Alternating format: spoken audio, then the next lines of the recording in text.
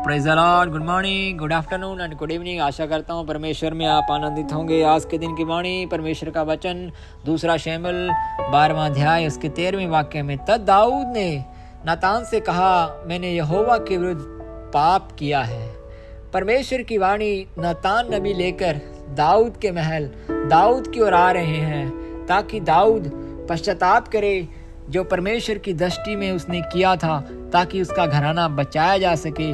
परमेश्वर दाऊद से बहुत प्रेम रखता था, क्योंकि दाऊद परमेश्वर के मन और हृदय के अनुसार एक व्यक्ति था, जैसा कि हम जानते हैं। यहाँ पर नातान नबी दाऊद की ओर जा रहे हैं और नातान एक साधारण रूप से संदेश को दाऊद के सामने, दाऊद के सन्मुख में पेश करते हैं कि एक धनी और एक निर्धन व्यक्ति, और धनी जो कि एक धनवान के रूप में उसके पास बहुत ज़मीन जायदाद यानी कि बहुत कुछ उसके पास था, बल्कि एक निर्धन था, उसके पास केवल एक छोटी भेड़ का एक छोटा ही बच्चा था। और वहाँ पर एक धनी ने एक निर्धन के साथ क्या किया, जब एक निर्धन धनी के घर में गया तो इस तरह दाऊद ने वहाँ पर कहा कि उस व्यक्ति को चौगुना भर देना होगा जिस धनी व्यक्ति ने निर्धन के साथ किया। और जब दाऊद इन बातों के मध्य में नातान से बातें कर रहे हैं तो दाऊद कहता है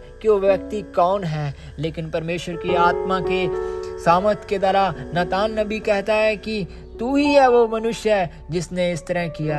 और वो कहता है कि इज़राइल के परमेश्वर ने तुझे अभिषेक किया, तुझे इतना बढ़ाया, तुझे यहाँ तक ले आया। इस तरह वहाँ पर हम पाते हैं कि किस तरह परमेश्वर ने दाऊद को एक ऊंचे स्थान पर, एक ऊंचे सिंहासन पर रखा और उसके घर में उसे सब कुछ दिया जो परमेश्वर चाहता था।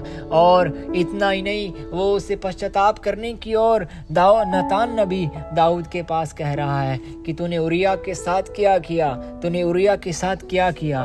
उसी तरह परमेश्वर की आत्मा भी इसी वचन के द्वारा यही कहना चाहती है कि जाने में अनजाने में अगर आप ऊंचे स्थान के ऊपर आ भी गए हैं, अगर परमेश्वर ने आपको सब बातों में आशीष किया है जिन्हें आपने कभी सोचा नहीं होगा, लेकिन याद रहे कि जिस तरह उरिया को तलवार से घात करवा दिया दाऊद ने, ऐसा कहीं आपके जीवन से न होने पाए, ऐसा आपके हृदय में, आपके मन में नहीं होना चाहिए। परमेश्वर जिस तरह नातान नबी के द्वारा दाऊद के पास संदेश को भेजा ताकि जो उसने परमेश्वर की दृष्टि में बुरा किया था उसे पश्चाताप हो।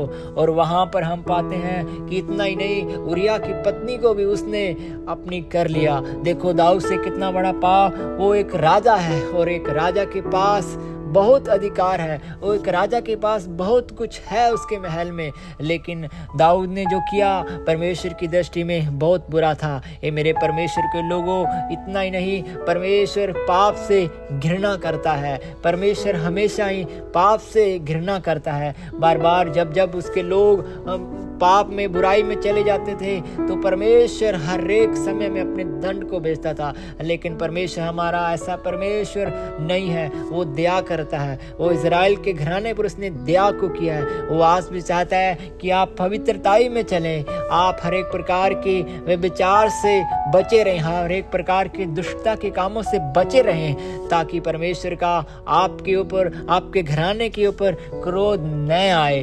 केवल इस संदेश का नातान के द्वारा दाऊद को यही कहना था कि वो परमेश्वर की ओर लौट आए। हे मेरे परमेश्वर के लोगों, अगर जाने में कहीं पर भी अगर आपसे कोई भी गलती होता है तो अवश्य जान लें कि हमें उस विषय में पश्चाताप करना बहुत आवश्यक है। और इस तरह वहाँ पर हम पाते हैं कि उसके घराने के विषय में नातान नबी ने जैसे कहा, परमेश्वर के उस वचन के द्वारा वैसा ही होता है। ये मेरे परमेश्वर के लोगों, हमारे जीवन में ऐसा नहीं होना चाहिए। परमेश्वर की आत्मा इस वचन के द्वारा यही संदेश को आपके मध्य में, हर एक के मध्य में यही पहुँचाना चाहते हैं कि हमें हमेशा परमेश्वर के सामने पवित्रताई के साथ जीवन को व्यतीत करना है। हे हमारे स्वर्गीय पिता, मेरे जीवित परमेश्वर, तेरा धन्यवाद करते हैं परमेश्वर। आपने परमेश्वर इस संदेश का हम सभी को दृढ़ किया है, उसके लिए धन्यवाद परमेश्वर पिता। हर एक पाप से,